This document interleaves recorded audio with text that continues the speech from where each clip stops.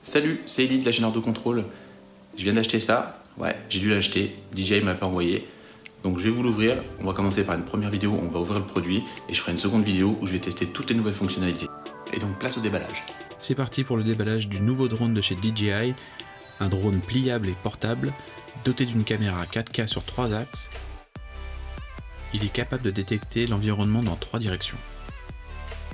Comme le Spark, il est toujours équipé de la Smart Capture pour pouvoir le contrôler à la main.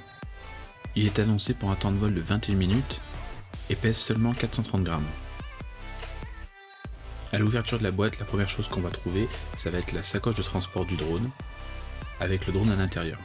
Une première boîte d'accessoires, on va retrouver la radiocommande ultra compacte, et une dernière boîte d'accessoires.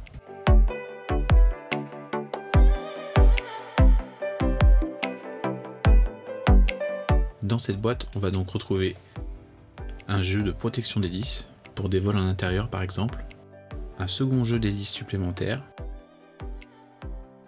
le manuel d'utilisation du drone, et une carte d'accès rapide au support d'aide DJI. Dans la dernière boîte, on va retrouver le chargeur du drone qui dispose de 2 ports USB afin de pouvoir par exemple charger en simultané la manette du drone ou tout autre accessoire en USB. On va trouver aussi les différents câbles de connexion USB, USB Type C ou iPhone en fonction de votre téléphone pour pouvoir connecter votre smartphone à la radiocommande, et 2 joysticks de rechange. Un câble USB Type C est lui aussi fourni pour pouvoir brancher le drone à l'ordinateur.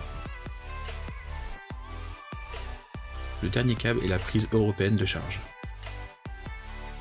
Donc le drone est plutôt bien fourni, la seule chose qui va manquer, ça va être une carte mémoire.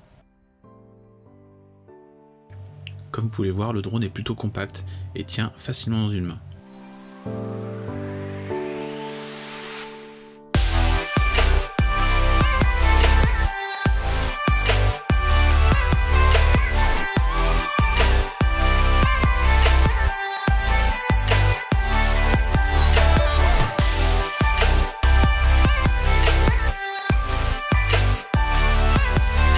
Le drone dispose d'une protection amovible pour la caméra pour pouvoir la protéger pendant le transport.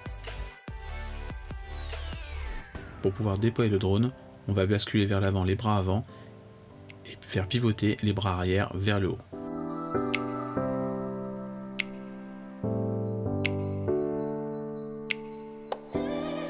Et vice versa pour le rangement. Même déployé, le drone reste assez petit. Il va se situer entre le Mavic Air et le Spark en termes d'encombrement. A l'arrière, on retrouve une trappe pour accéder à la carte SD ou au branchement en USB Type C pour l'ordinateur.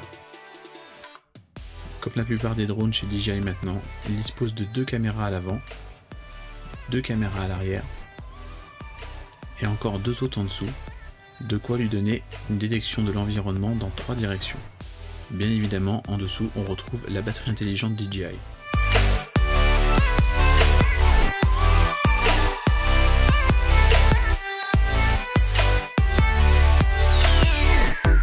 Et voici donc tous les accessoires disponibles dans le DJI Mavic Air. Pour vous donner un aperçu de la taille, voici la taille de la manette comparée à celle du drone une fois repliée.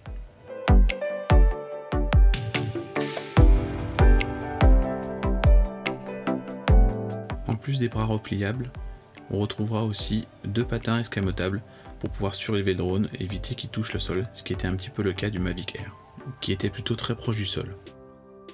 La télécommande se déploie toujours de la même manière, par contre on va retrouver à l'intérieur les 2 petits joysticks qui vont venir se visser directement dans la manette. Une bonne façon de gagner de la place pour pouvoir la mettre dans la poche par exemple.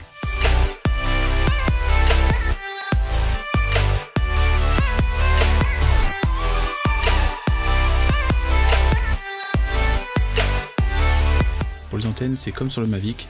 Attention à une chose par contre, il s'agit ici de Wi-Fi, non pas de Locusync. On sera donc limité à quelques centaines de mètres. Rien à voir avec le Mavic Pro qui lui propose plusieurs kilomètres. On retrouve sur le dessus de la télécommande la molette de contrôle de la gimbal, le bouton paramétrable, le bouton de photo et le bouton pour la prise de vidéo. À l'avant, le bouton pour le Return to Home, le bouton de mise en pause, le bouton pour le mode sport, la touche fonction et le bouton d'allumage de la manette.